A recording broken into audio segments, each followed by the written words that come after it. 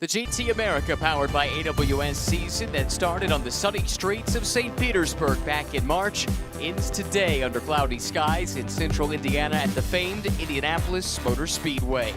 SRO Championship has concluded and Memo Gidley is the champion-elect with one round to go, but still a lot to play for in the GT4 class, while a feast for the eyes and ears is on site with 3 GT2 machines from 3 different manufacturers racing together here at Indianapolis. A lot to look ahead to in the final day of the 2023 SRO America season. Hello, good morning from Indianapolis, Indiana. My name is Ryan Marine. Calvin Fish is alongside, and we'll have Amanda Busick down in the pit lane for us, Cal. We talked about it. The championship in SRO 3 done and dusted. Congratulations to Memo Gidley. Still a chance for Indy Glory, though, and in the GT4 class, it is a battle royale. Jason Bell and Rob Holland, they've been going back and forth over the last several months. Yeah, just a fascinating battle, and it's a 9-point gap right now. When you drop an event from the scores for the season, that's what the gap is. What a difference that move for Rob Holland put on at the end of the race by beating Jason Bell here a couple of days ago. That meant that point swing went from 23 down to 9. That meant from Jason Bell having to finish in the top 8 to finishing in the top 2 to make sure that he secures this championship. So much to watch for all throughout this 40-minute race. And down pit side for us is Amanda Busick. Good morning, Amanda. Good morning, guys. And you're exactly right. And look, there it is. There's Rob Holland. There's Jason Bell. This is what it comes down to, the last race on this season. Cal, you just mentioned that move from Rob Holland, and you think of the confidence that that must have given him, and you also think of the memory that it has given Jason as he comes to this last race. And talking to both the guys this morning, Rob Holland said that it's his experience that gave him a good night's sleep, said he's ready and hopes that he's talking to us in Victory Circle. And for Jason Bell, he's like, I'm ready. I got Michael Cooper in my ear. We're going to see how this one finishes out. I've been a champion before. I know how to get this done. Thanks, Amanda. It is going to be fun to watch. That move from Holland, it brought him within striking distance, but he does not control his destiny. It's still very much in the hands of Jason Bell. If they can finish as they qualified, well, the championship goes to Bell. That's very much the story. So it's all about the heat that Jason Bell may get from Gray Newell and Ross West. Obviously, he'd love to grab the lead of this race and control it, but if he's unable to do that and Holland leads, then it's all about the contenders right behind him. There you go. That's the situation. Bell to Holland. It's a 9-point gap. It's a 7-point difference from first to second. So that's why if Jason Bell can hang right there with Rob Holland in this race, he doesn't have to win the race.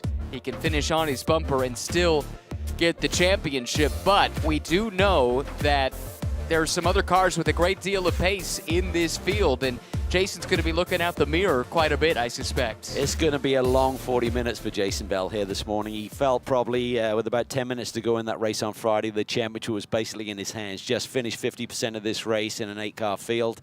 That was enough to get the championship, but it's a totally different deal, different dynamic right now.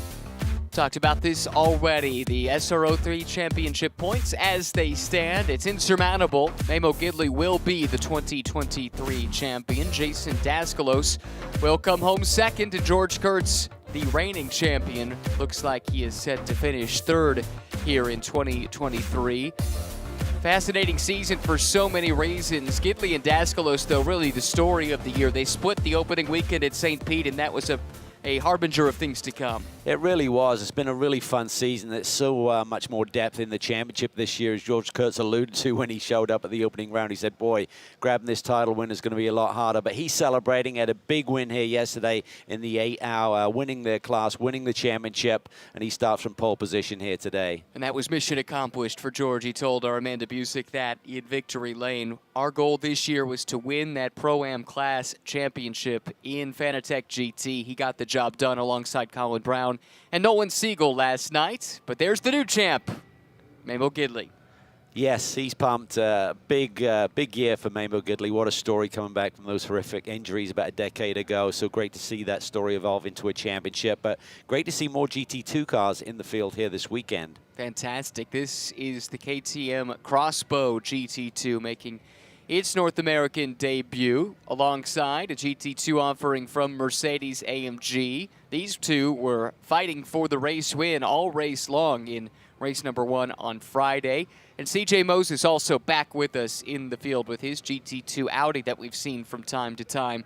Really cool cars, Calvin, with big-time power, low on downforce, incredible straight line speeds, and by all accounts, just a blast to drive. Yeah, they're sexy machines. I mean, I love the look of them, and they got a lot of power, obviously not the downforce of the GT3 machinery in this field, so they don't get through the corners, can't brake quite as late as the other class, but nonetheless, they're spectacular, and gradually seeing that class evolving over the last 24 months. There is the GT2 Audi. We've seen CJ Moses campaign on a partial season basis over the last handful of seasons.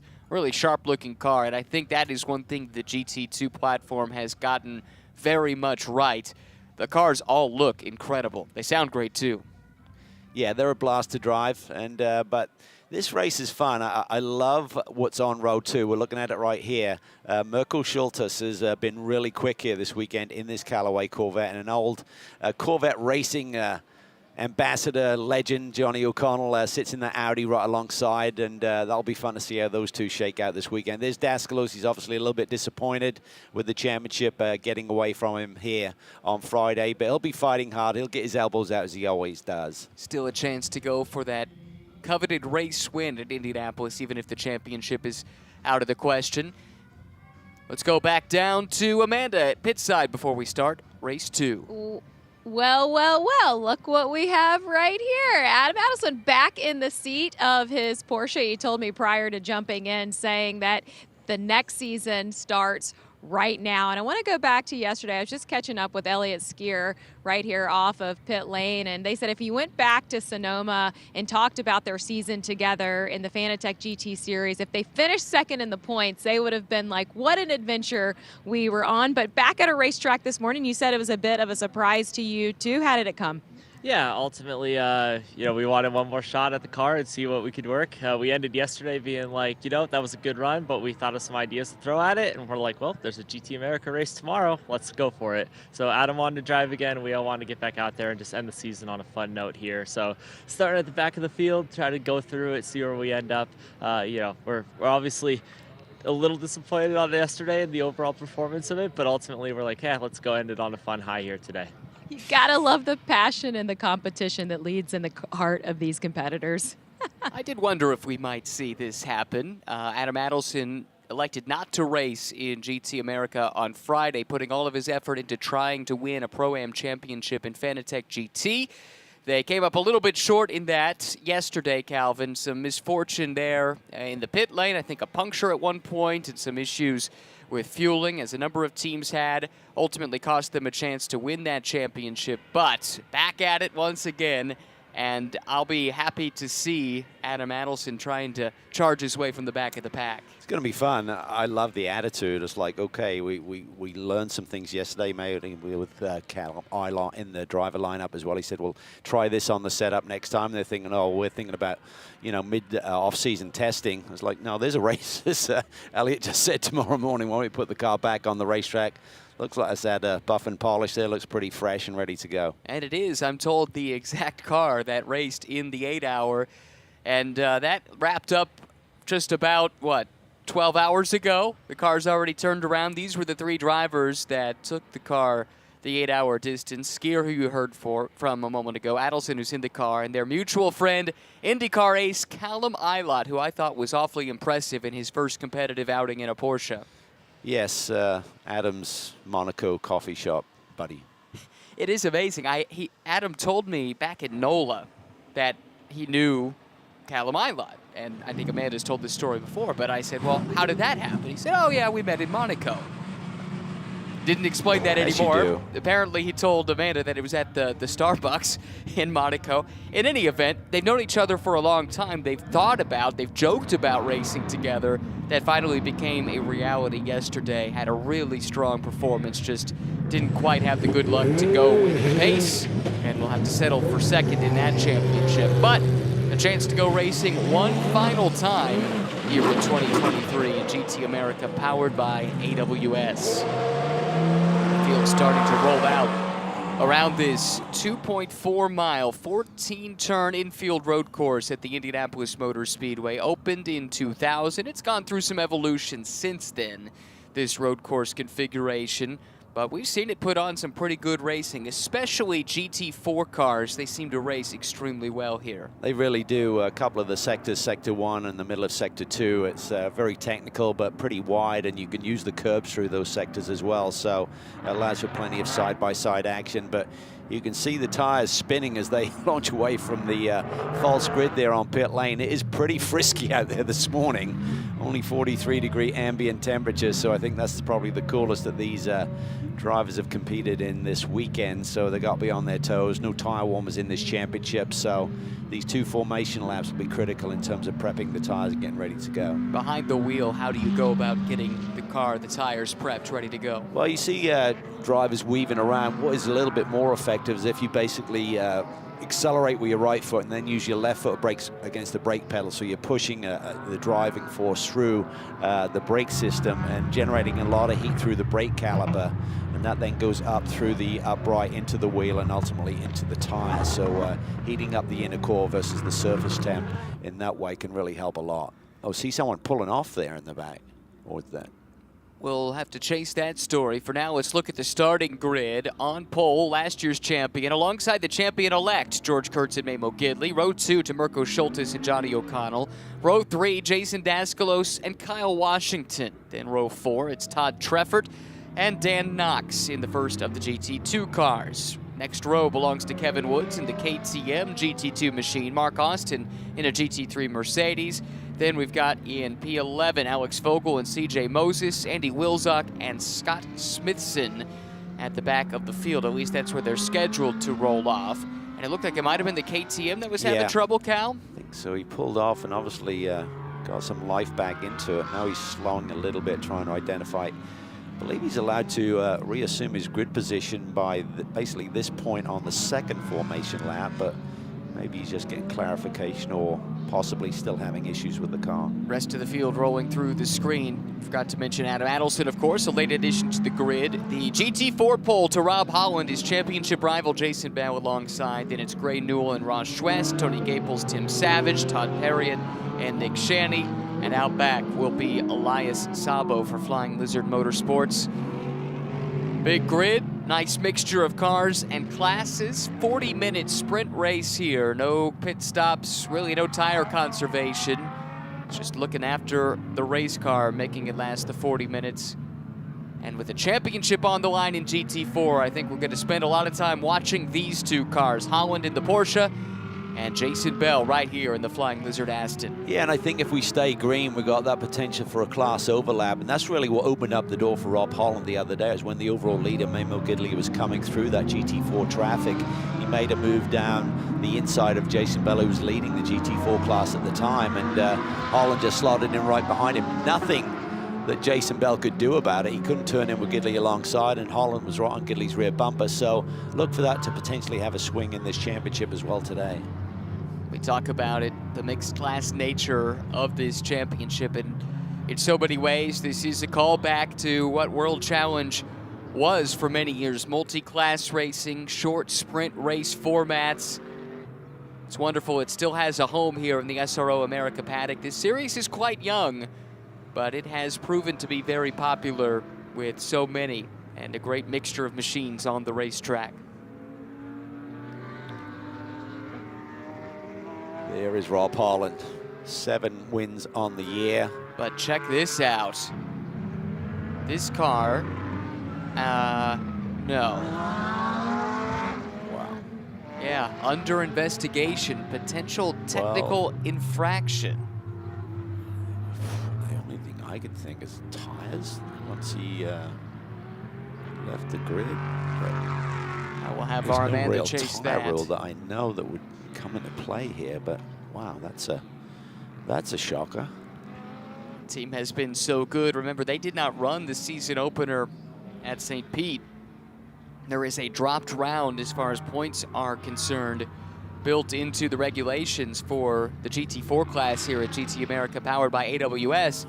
And as a consequence, he's had to be pretty close to perfect the rest of the way because he could not just drop a bad weekend. Yeah. The rest of his competitors could, and he's done that by and large to this point. But Only thing I can't imagine anyone would play any games with warming the tires or something, but who knows? We'll try and get clarification, but that's a head scratcher right now before the green.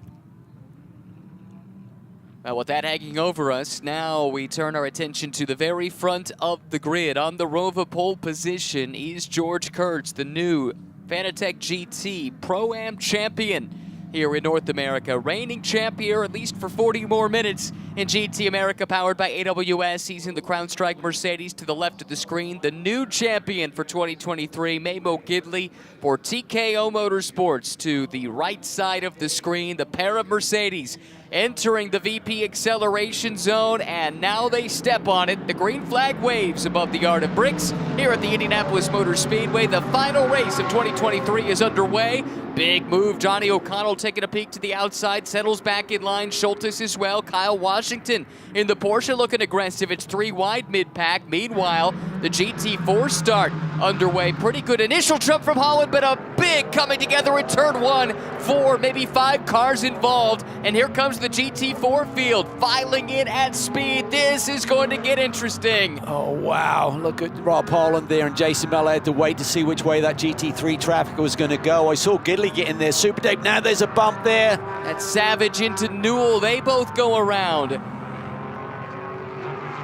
Craziness, and there's not a lot of grip. You start taking a little bump. It's so easy to lose the traction with the race car, but I saw Gidley from going for the lead around the outside. Not sure if he got in the grass and maybe bottled everyone else up as they were coming through that corner, but a lot of cars involved there.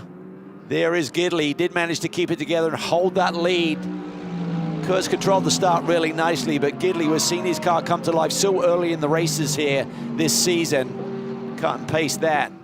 Very comfortable, extracting speed on cold tires is Memo Gidley. Especially valuable in these cool conditions. Johnny O'Connell has come up to the 3rd spot with all the chaos that erupted. Schultes was making a big move there, Yeah. thinking back to that start there. So Schultes may have been the instigator there. We'll try and see if we catch a replay. And now Adelson on the move. He was able to pick his way through from the back of the GT3 and GT2 field. And just like that, Adam Adelson challenging for the 4th spot, headed down into turn 1. Here's the fight for the lead, though.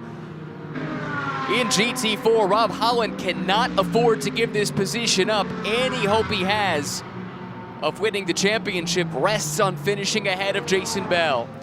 Well, he almost needs to stay in front of him, kind of slow his pace. He needs some other competitors to get to the tail of Jason Bell. Even leading this race and having Jason on his tail is not enough. If Jason finishes 2nd, that will give him the championship. So how does Rob Holland manage this? What he didn't want to see is that massive gap with traffic behind him, and the gap that they've pulled here in this opening lap with so much going on behind them. Yeah, you're right. That first lap chaos did not play into his hands. Here we go. This is the initial start. Watch the Callaway Corvette. Yeah, well, Gidley makes a big move here. He gets in really deep on the brakes. Then Schultes looking for somewhere to go. He gets tapped there by Kyle Washington. That turns the Corvette around. Dan Knox is involved, as is Daskalos. So it wasn't Schultes' problem. He got it wound down. He's starting to make a move, got it all slowed down there, and he just gets that little tap there. And as we say, not a lot of tire temperature to deal with that.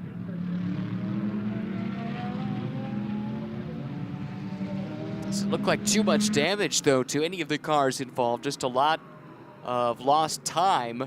Everyone able to continue on to this point. Adelson is flying, Yeah. scything his way through this field. And chaos played into his hands nicely. He's got a chance to fight for a podium, if not more. Already up to the 4th spot after just 1 lap. This is still a replay of the initial start there. Back to live pictures. Rob Holland showing the way. As they run, he would still be 2 points short in the championship. He has been in the mix for the title each season of GT America powered by AWS. Has yet to win it, though. Jason Bell, the inaugural champion, and Ross Schwest, last year's champion. And with 36 minutes left, let's get some more information pit side with Amanda.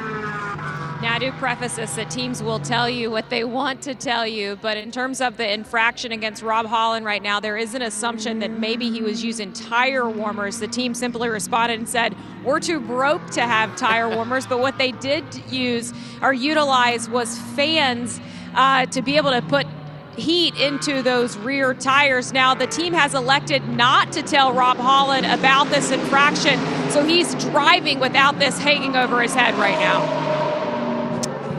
That's a tough one. That's a gray area with the rule book in terms of tire warmers, but I would have thought any form of trying to generate tire temperature before the green would be a no-no, but we'll have to wait, and it's going to be a tough ruling, particularly if Holland gaps Jason Bell by more than the 9 points that he needs. We don't necessarily have all the information here. What we're hearing from Amanda, obviously second or third hand, but if we take that as true, it seems like well, I suggested it, but I thought that's kind of putting it out there by thinking that a team would play with that. But with as cold as it was here this morning, that could be a big advantage. But it doesn't seem that's really driving Rob Holland away. But maybe, again, he's managing this pace. He has to somehow compress this GT4 field to allow others like Ross Schwest, etc., to get on his tail. What do you think of the team's decision not to talk to Rob about this? Well, I think it's a smart decision. You just got to let it play out. He's got to go and do what he needs to do in the race, try and control his own destiny in terms of the points, and then see what happens post-race. But not an ideal scenario with a championship coming down to the wire. Schultz is coming through. Rob Holland does not have any interest in going side by side there in turn 7. He made that abundantly clear. He knows how he got to the lead in race 1 of the weekend on Friday. And that was with the SRO3 traffic coming through, opening up a gap. And he did not want to see a repeat of that to help Jason Bell this time. Yeah, Jason Bell could see that red Aston Martin in his rearview mirror right now, and that is really the championship game that he's got to think about. He cannot afford to let Schwest get to him. Schwest had such a stunning Indianapolis weekend here 1 year ago by winning both of these races to nip the championship. Also scored a victory with his teammate in Pirelli GT4 America as well. Mamo Gidley continuing to lead overall. George Kurtz giving chase. Adelson up to third, straightaway back, but he's carved through this field, gotten around Johnny O'Connell on that last lap, so he's absolutely flying in this Porsche. But for George Kurtz, he knew it was going to be a tough season when he saw how stacked this lineup was to begin the championship, but nonetheless, he'd love to finish the season on a high, maybe try and steal this victory away from Mamo, but he's looking strong out front once again. Johnny might have had an issue on that last lap. He ran a 1:31, which is about 6 seconds off the pace.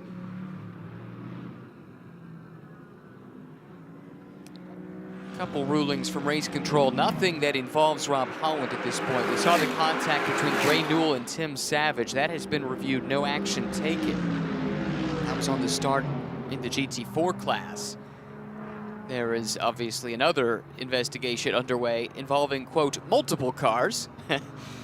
That was in the SRO3 and GT2 field, I suspect, into turn 1 on lap 1.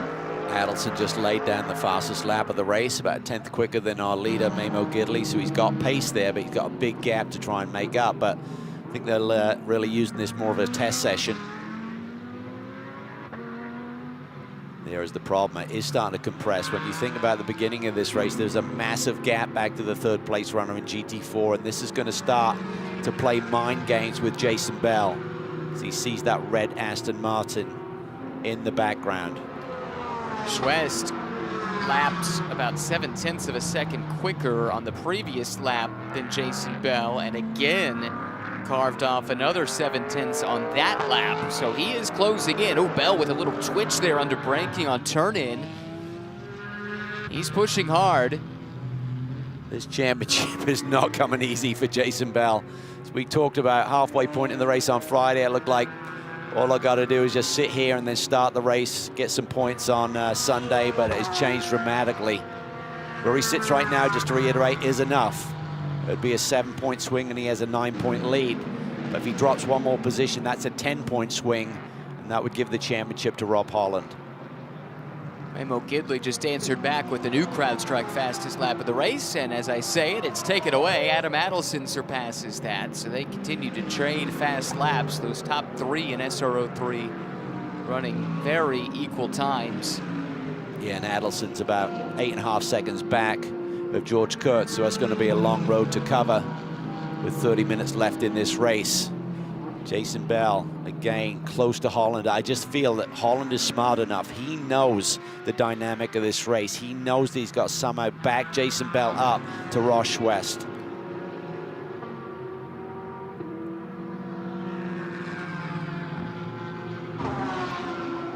Back up onto the front straightaway. 10 minutes gone, 30 minutes remain in the 2023 season. It's Rob Holland showing the way. Jason Bell running second, doing exactly what he needs to do to try and clinch a second GT America GT4 class championship.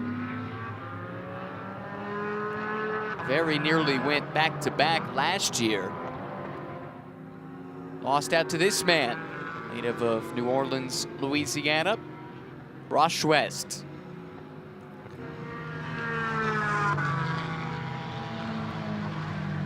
Class overlap there. You got Dan Knox in that silver Mercedes. That's a GT2 machine. Again, Bell just sitting there. What's going through his mind right now? What does he want to do? He can't afford to get too aggressive, go on the attack and risk any contact or a mistake. But he also knows he cannot let that red Aston Martin get to his tail. Adelson, fastest lap of the race last go around, a 1:25.0, keeps dropping the hammer. According to Amanda, just another further update about the fans in question. Remember, there is an investigation underway concerning Rob Holland. She said the team wants to clarify the fans, I guess, engage when the car turns on. So it's not like this is something that was happening while the car was sitting stationary prior to the start of the race. Anyway, we'll leave it to the stewards at this point, but just as a reminder, there is still a review underway about the race leader in GT4, who is trying to win his first GT4 championship here in GT America. So Knox has gotten around this GT4 battle. And look at Holland there. I think he's just really trying to control things. I mean, he's willing that red Aston Martin to get to the tail of Jason Bell. How do you control the pace in such a way that you can back your own battle up to the next car without compromising yourself? Because Rob Holland cannot, under any circumstances, afford to be passed. No, for sure. But what you can do through that tight section, like turns 2, 3, and 4, is just not roll so much speed through there. And Jason Bell can't drive over the top of him in certain parts of the racetrack. Now, when you get to end of the straightaway into the big braking zones, you're not going to leave the door open or just cruise down the straightaways and let Bell go whistling by. But there are certain sectors around this racetrack where it's kind of follow the leader.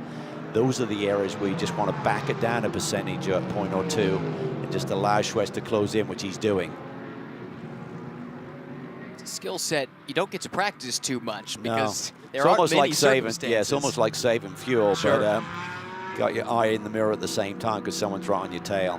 Did you ever find yourself in this type of position? No, never where I've had to try and back someone up deliberately to allow them to be passed. No, I haven't. But Holland's smart. He is a really intelligent guy, and he will know all of the permutations here as what needs to happen here today. Johnny O'Connell currently runs 4th on the racetrack. Let's get more on him from Amanda.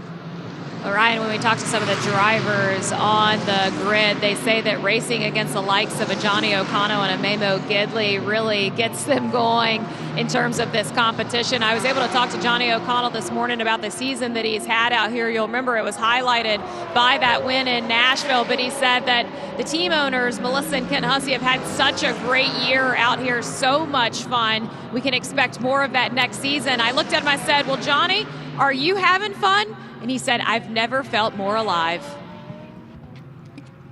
Super New lease cool to on hear. life. Yeah. It really is. It's so fun to see some of these legends of our sport still have that passion as they add a few more years and maybe a few more notches on the belt buckle. Made one start in the Indy 500, did Johnny O'Connell in 1996. Started 29th, raced his way into the top 10 before a mechanical issue, and he ended up finishing 29th. Like right there, that's exactly what you can see Holland. He's just not rolling speed there. And look at Schwest. He's getting closer and closer. So through 13, he really backed up Jason Bellis, allowing Jason to get a bit of a run. Now he's got to go defensive. Now, he could just be struggling for pace, but I think this is all being managed right now by the 099 machine. And Schwester's right there. This is not what Jason Bell needs. This is really going to play with him, and he's probably going to be in that car fuming if he feels that Holland is playing games. He's got to manage this. He's got his teammate for Pirelli GT4, Michael Cooper, multiple champion here in SRO, to talk him through the scenario, advise him in what to do. A little run there, though, out of the switchback down Holman Boulevard, but that Porsche's got some pretty decent legs down the straightaway, at least here this weekend, and Holland has to go defensive. He's able to keep Bell at bay, but here comes Jason closing in a little bit. That sense of urgency to actually be the aggressor now, ramping up with the arrival of Ross Schwest on the scene. Yeah, it's this is something else.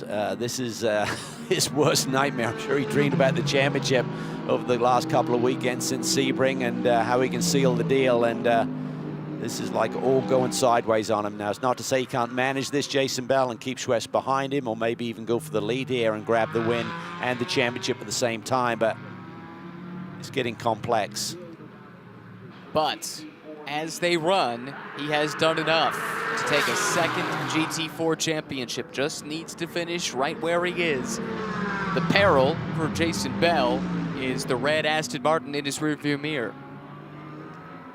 And here comes the overall leader. Points as they run.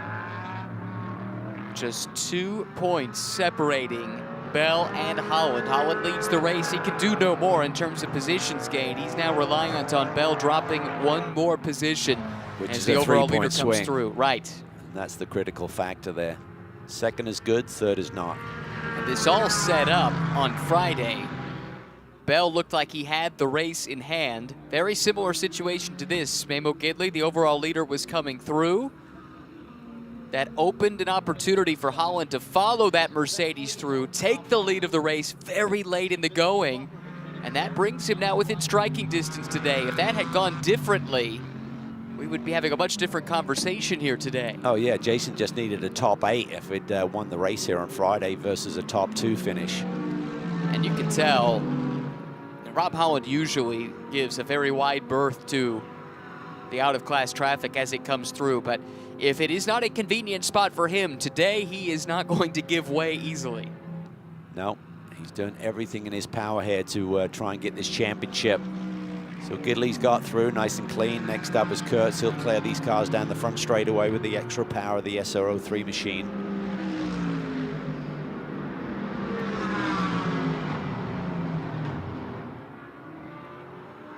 Adam Adelson starting to close. You saw him in the background. Remember, that gap was up near 8 seconds. It's down to 3.6 now. Adelson to Kurtz. Yeah, he's been absolutely flying. It was the fastest CrowdStrike fast lap of the race at 124.723. And even in traffic, he's getting a much cleaner run here. He's got to get around this lead battle in GT4, so that may hamper him a little bit, but he's definitely catching Kurtz. From the back of the SRO 3 field, they weren't even planning on running this race until last night. I love it. Imagine sitting at the bar, having a couple of brews, and it's like, hey, you know what? Let's go run tomorrow morning. Why not? They love the attitude. Adelson now stuck in traffic a little bit. This will hurt him in his pursuit, but he'll be circumspect. He was in a championship battle himself less than 24 hours ago in Fanatec GT, part of the Indianapolis 8-hour, presented by AWS. Check in here on the leader in GT2. It's Kevin Woods for Chicago Performance and Tuning. Really solid run. Obviously, Dan Knox got involved there and got that little spin, so that's taken the pressure off. But this was the car that we saw kind of take to a safe haven there on the formation lap and then suddenly reappear. So he must have reset something, got it all sorted out, and decided that the car was healthy once again. Superb looking machine. Right. Really beautiful lines there. It is distinctly a KTM. You know what you're looking at. Yes. If you- It still reminds me a little bit of the new Corvette, though, from the side, some of the angular body shapes there. There are lines, there's no doubt. There are similarities between the two. Now, I may be reading too much into this, but it looked like Holland said, okay, I've done my job. I got the red Aston on the back of Jason Bell. I can go run a little bit faster pace. And then he's like, it's not working out. Let me do another little check here and try and get things where I need them to be. Jason trying to fill the mirrors of the veteran Rob Holland. Rob's driven just about everything. So many laps around the Nürburgring. Touring car racer of some accomplishment. Raced in the very competitive British Touring Car Championship. He's been in the fights, in the wars before. So for Roche West here, as you can see the points gap, he's got no chance of moving up a spot in this title defense of his. But we talk about the fact, where are we? We're at Indianapolis. He kissed the bricks 3 times last year. He'd love to do it again. So if he's got anything, he's going to force it. First on Jason Bell and then go after Rob Holland in the lead. Just past the halfway mark. Waning minutes of the 2023 season. Still a lot up for grabs. That was interesting. You see Holland pull to the inside, let O'Connell through on the outside. Again, making sure that out-of-class traffic doesn't poke a hole that Bell can go through as O'Connell slows. Now he's picked up pace again. Momentary glitch there of some kind. Not sure if it's transmission, electronic, but didn't last long. We have seen sporadically a couple of laps from time to time that just haven't quite been on the pace. That's right. We for saw Johnny. him drop about 6 or 7 seconds on the one lap when he lost those positions. So maybe something intermittent there. I believe that's the Rotec team watching on here. Actually, against Flying Lizard, because that's Owen Hayes there in the foreground who's doing some engineering for them.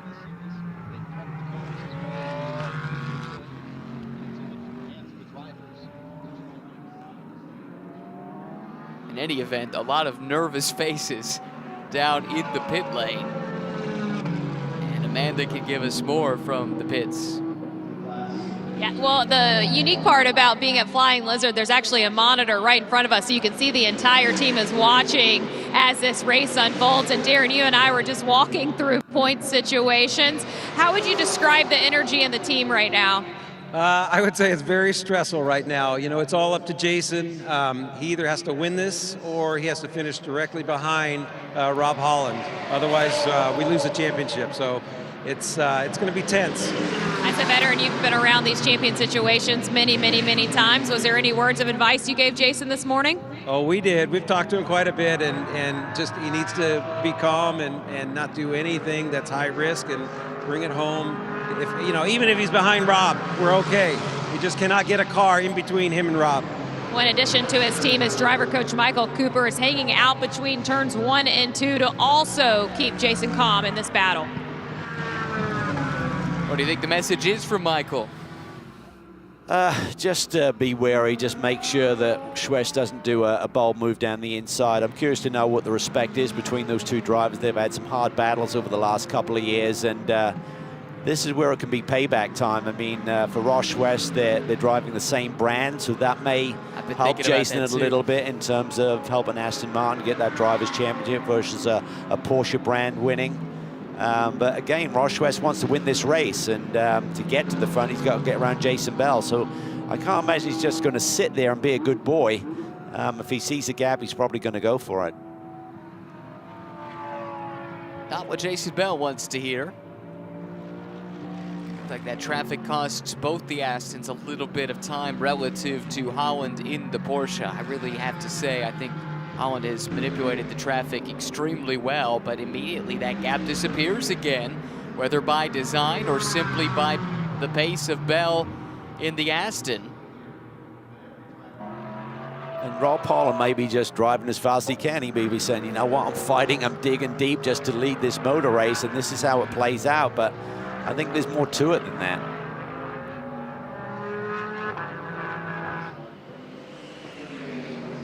Nervous energy there amongst the Aston Martin camp. It has been the year of the Aston in GT4 racing here stateside. They've had extreme success here in GT America.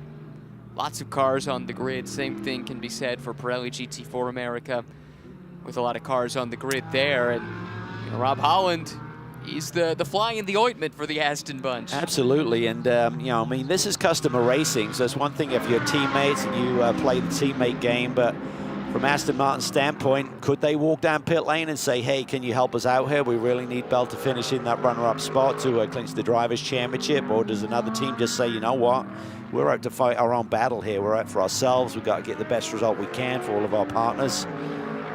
So it's always a tough dynamic to navigate through. It's worth noting, and Calvin has said it already, but Schwest cannot improve on his points position. So laying back, in theory, wouldn't cause any harm to him. It wouldn't be preventing him from doing something additional in the points. It's almost like Holland is teasing Jason Bell. Do you know what I mean? It does look that way, yeah. Just throwing some bait in the water here. Jason's just got to really maintain focus and discipline. Don't suddenly see half a gap and let that racer's instinct kick in. There's Ben from Aston Martin right in the camera shot there looking on.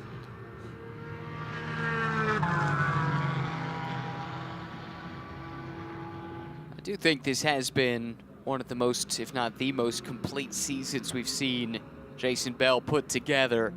And it would be a fitting way to win the title in a lot of respects, highlighting his development into a well-rounded racing driver. Yeah, it goes from finding the speed and the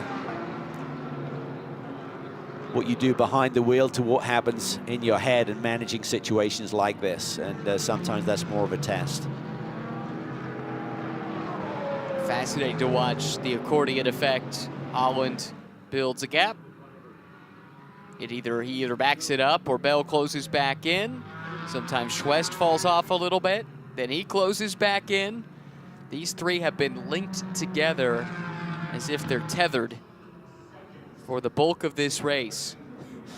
It's one of those dynamics you'd love to be able to text to each other. I'm sure Holland would love to have a chat with Ross West right now and say, come on, mate. But maybe there's already been discussions. I mean, since Friday, everyone knew what the scenario was coming into this Sunday final race.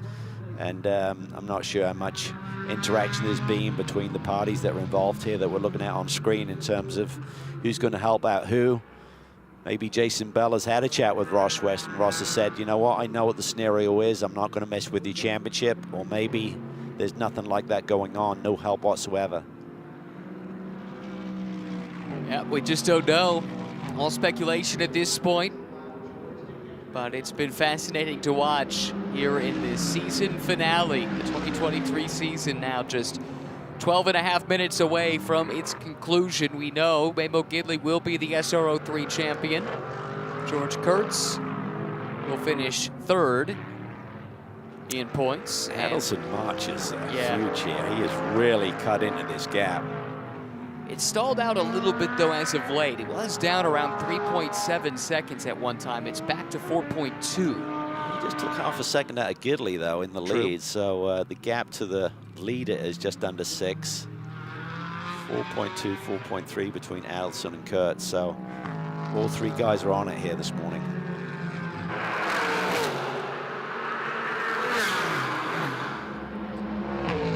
Wonderful soundtrack of GT racing. That Callaway Corvette rips through, then the Porsche and the two Astons. Each brand, each car with its distinct note.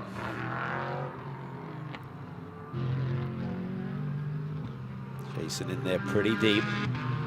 You see the front starting to hunt around a little bit. Probably just getting into the ABS. he will be exhausted by the end. Admittedly, it's only a 40-minute race, but mentally he'll be exhausted. He's being tortured right now, Jason Bell is.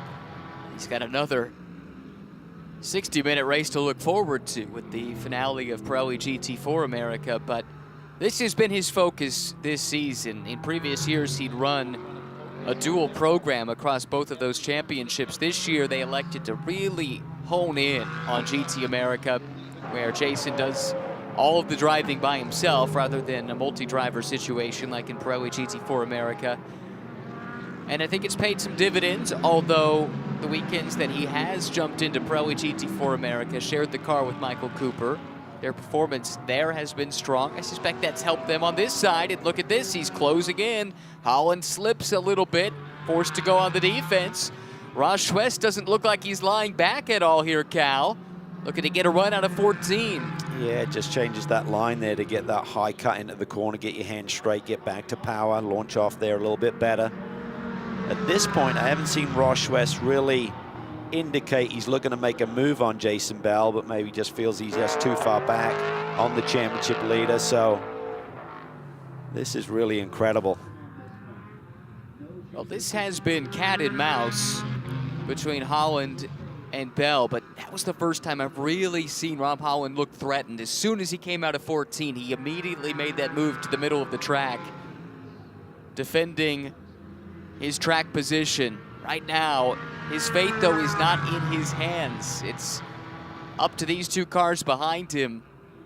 Well, there's certain corners, like coming through turn 2, coming through turn 13, that you can really almost stall the car out at apex, and there's nowhere for that driver to go. But you can't afford to roll out of the power too soon, otherwise it's going to give a little bit of optimism for the driver behind to make a lunge.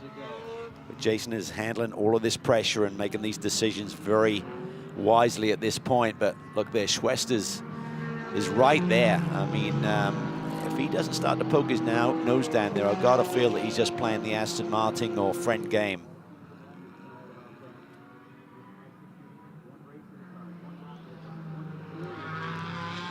I think he'd love Jason to get around Holland and maybe go with him. Sure. Clear the Porsche, then go battle it out for the win. And maybe Jason would say, I don't need to win this race, I just need to beat Rob Holland. Gidley's lead over Kurtz remains 1.4 seconds. Adam Adelson 5.4 seconds behind the leader, 3.6 seconds behind Kurtz now.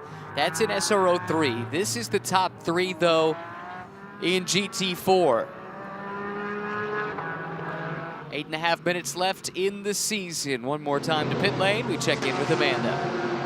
James, this is the 3rd season for GT America. When this whole stuff and the idea around it got started, you were such a big proponent of this series. 3 seasons later, what do you think? Well, I think it's a great success. We have a lot of our clients, Kyle and CJ, really enjoying it. The sprint format allows them to focus on their own driving before they're ready for a more endurance format.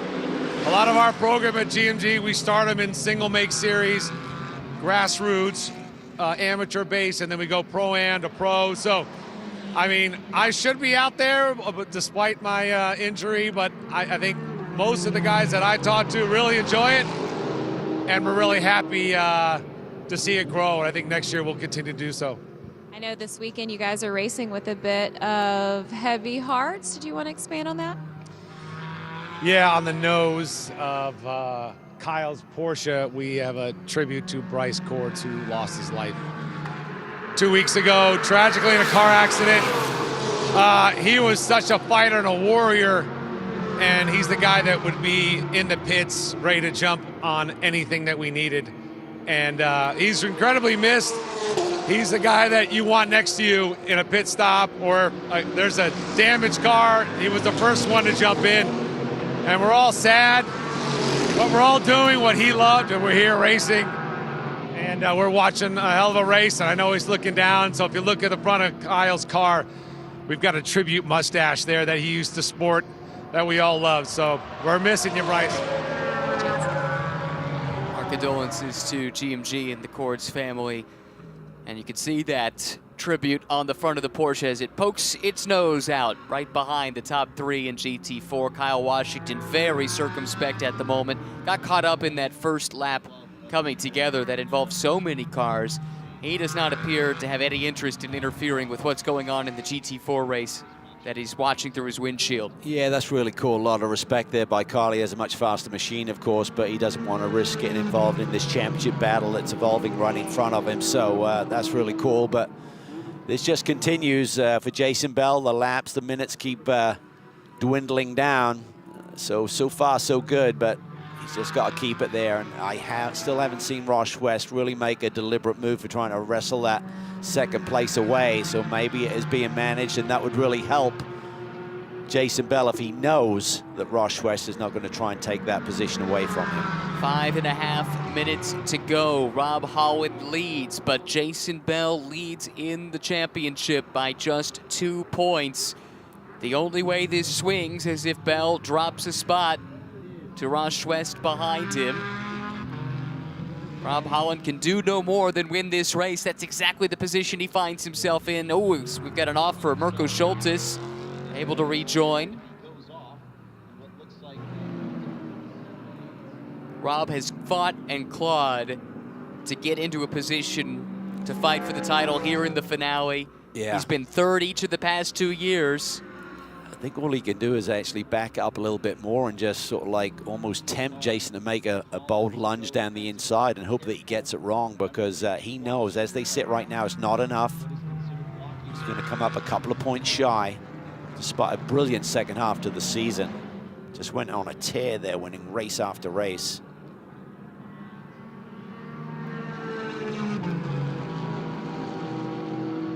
Five out of 6 races at one point in the championship season has totally turned things upside down again. So what does he do? He knows right now, I've got under 5 minutes to go in this championship season. What trick up my sleeve can I pull here? Does he let Jason Bell get even closer and then almost tempt Jason down the inside and see if he gets it wrong? 4 minutes left. Holland extending that lead a little bit now into 1. West closes in on Jason Bell. They came about as close to coming together as they have all race long. Like Jason was slowing the car up a little bit more than Ross wanted to, and sometimes that happens in front of you. Got nothing you can do about it. If you go a bit more brake pressure, that can activate the ABS and make it even worse. Nervous times here. Anxious faces in the Aston Martin camp. They would love to see their driver win this championship. Here comes Washington. We've got the overall leader about to come through too. So this is not done yet with 3 minutes and 16 seconds still to go. Yeah, Gidley can't afford to hang around because Kurtz is only a couple of seconds back there, and Adelson is right with this pack as well. So Gidley will know that there's a championship playing out right in front of him, but he says, I want to win this race. I want to kiss the bricks one more time. We saw multi-class racing take a win away from Jason Bell on Friday. And ironically, that was with Gidley for TKO. That's run under the Flying Lizard auspices, so to speak. So Jason said that night, he said, what's going on, Mamo? You're not really helping me out here. Let's see if he can return the favor. I don't think he can. Washington coming through, Vogel coming through in a lap down Porsche. Tell you what that's done. Look how much ground Schwest has lost. Yep. This is great news for Jason Bell. That's right. Oh, Adelson down to the inside. This could get messy. Adelson inside of Kurtz. Bell was there too. They sort it all out somehow. Adelson around Kurtz, that's for P2. I was worried that Adelson was going to meet Jason Bell there right at apex by making that bold move. Oh, now Kurtz is getting racy. Bell. Wow, that Mercedes was sideways right next to the championship leader, and here comes Ross West again. What a run by Adam Adelson from the back of the pack. He can now see the leader, Mamo Gidley, just up ahead, but time is not on his side. Oh, this is a mess. Kyle Washington, oh, he gets tapped from behind just a bit by Vogel. Vogel goes wide. Schwest is now right with Jason Bell once again. Yep. Battle for second at SRO 3 has caught the leader in GT4. This is the fight for second in GT4. Oh, Holland goes wide. Wow. Crazy stuff. Kurtz gets inside Adelson for P2. Schwest all over the tail of Jason Bell. Should see the white flag for Mamo Gidley this lap, I believe. It's all happening in the final 90 seconds of the 2023 season. Mamo Gidley showing the way. George Kurtz and Adam Adelson swapping that second position multiple times on this lap. The battle is on in GT4, though. Schwest took a look to the outside of Bell. Bell with a decent run out of 14. Holland will have to go defensive down the straightaway. 1 lap to go here at Indianapolis. He's got to win the race, but he's got to somehow manipulate that scenario right behind him. We talked about that class overlap potentially having a dynamic on this race here today. It certainly has. Let's close this pack up one more time. It split them up, but at the end of it, they all end up right back together, just as they were before the GT3 cars came through. Might be a little more traffic to contend with before the end of this lap, with the Lone Star Mercedes starting to close in. Holland leads, but it would not be enough to win the championship as they run. Bell runs second, but he cannot lose his spot to Ross Schwest if he wants to win his second crown. Rob Holland essentially has to almost park his race car in one of these upcoming corners here, just try and create a little mess for Jason Bell right behind him to deal with. He's got to really slow it down right through here. He's got to back Jason up. A championship on the line in the GT4 class. Hard to get much closer than this as they run. Just 2 points separate Holland and Bell. The Aston Martin driver, though, has the edge. There he is. Kind of baits him a little bit, goes in really shallow here. I think Holland's going to really try and park the car in the next corner. Mamo Gidley wins at Indianapolis. He also is the 2023 SRO 3 champion. George Kurtz and Adam Adelson finish in a drag race, second and third, but out of the final corner in GT4. Rob Holland takes the race win, but Jason Bell is a 2-time GT America powered by AWS GT4 champion by just 2 points. What a thriller. What a thriller. Rob Holland did everything he could, but at the end of the day, Ross Schwest either could not or would not make the pass of Jason Bell, and that was enough. Yeah, I think Jason might be, well, it's gala night tonight, but he'll be buying him dinner at some point in the near future. Jason, you earned this one. He really did. That was a brilliant drive under very difficult circumstances. Do you remember at the start of the season, Calvin, in St. Petersburg, Jason Bell in race 1, if I remember, was leading, managed to, I think he tagged the wall, incurred a little suspension damage on the last lap and limped it home those third. Points, yeah, those points are massive. That's everything. That's the difference. Yeah, there's always a story if you reflect back on what ifs, but and we're also got the post-race probably a decision to be made on what was going on with Rob Holland prior to the off here today. There is that as well, but as it stands, the 2023 season is in the books, and Jason Bell is your GT4 champion by just 2 points over Holland. Ross Schwest, his championship defense comes up a little bit short. Still, though, a great season to end up third. And if Gray Newell and Tony Gaples, P5 in the send-off for that GT4 Camaro in SRO America competition, its homologation ends after this year. Looking to see what kind of program they put together next year. But that is the man of the hour, Jason Bell, driving a heads-up race, knowing exactly what he needed to do, and he got it done.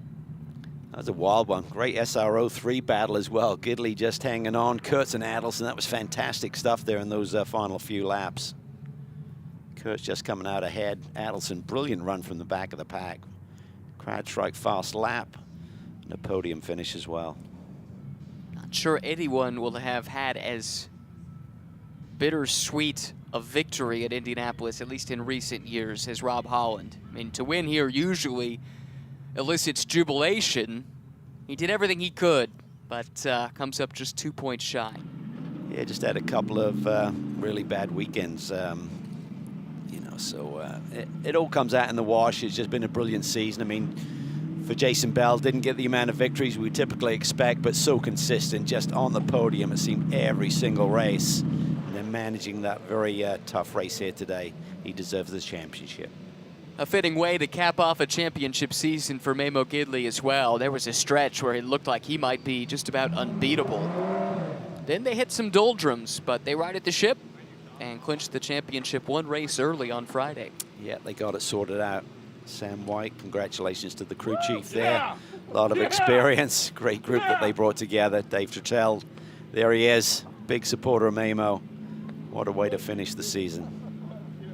First championship for Memo since the late 90s, if not earlier.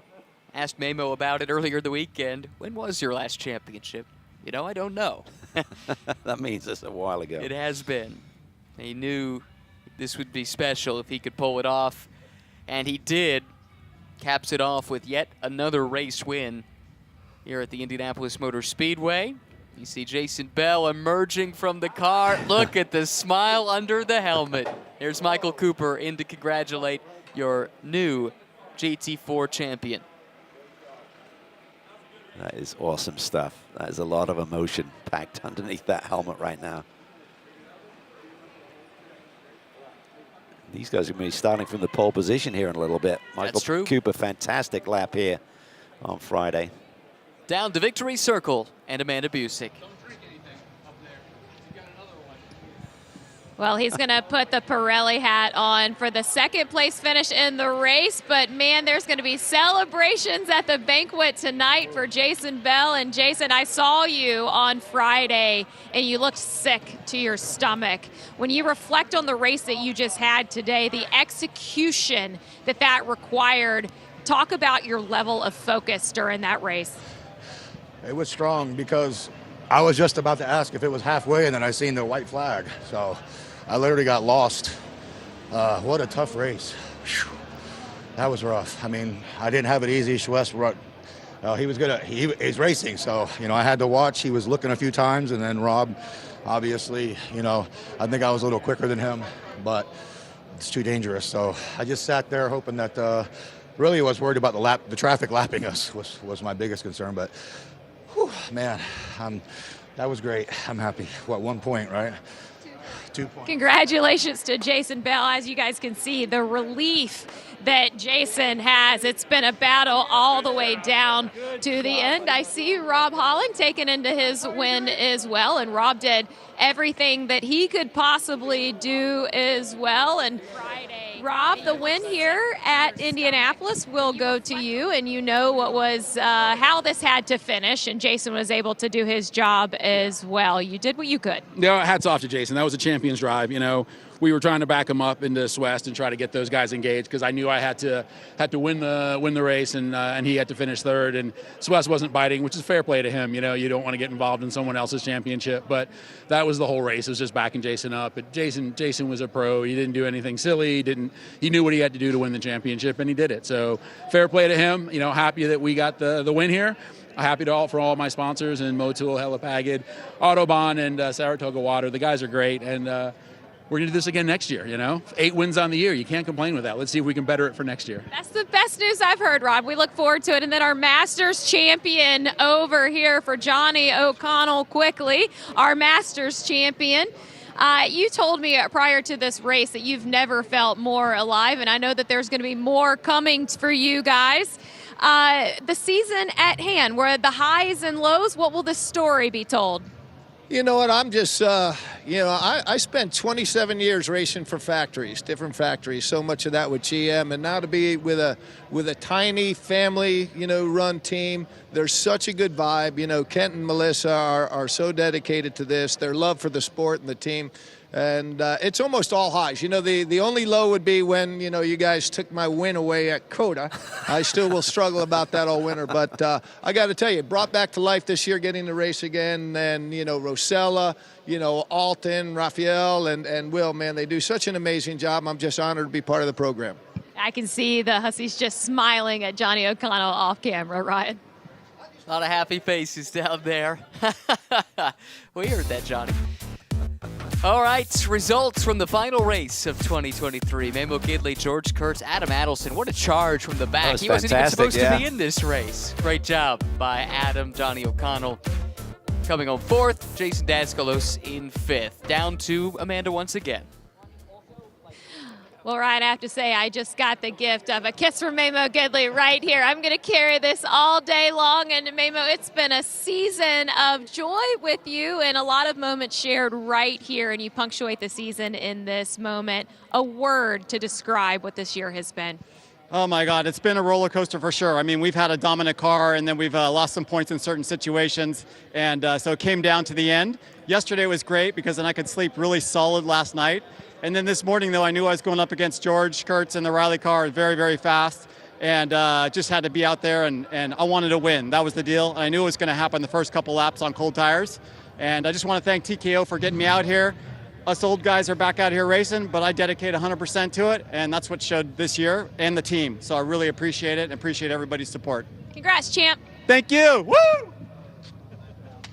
Congratulations indeed. Very well earned. Highlights from the final race of 2023. This was the initial start. Memo Gidley making that big move to grab the lead, but behind him, Cal, chaos ensued. Yeah, just all got a bit compressed there, unfortunately. Carl Washington, slight tap there on Mirko Schultes. That turns him around. Several cars involved there. There's another look at it. Washington just into the back of the Corvette. 4, maybe 5 cars all told involved in that incident. Good racing all throughout the field. This is Tony Gaples working with Scott Blind, making sure his presence was felt. Memo Gidley, about halfway through the race, started making his way through the GT4 leaders. Lap traffic was a story on Friday. Certainly was again here today. Late in the race, again, the leaders making their way through the traffic. But at the end of the day, Memo Gidley capped off a championship-winning season with the win at the Brickyard. The win to Rob Holland at GT4, but Jason Bell is your 2023 champion.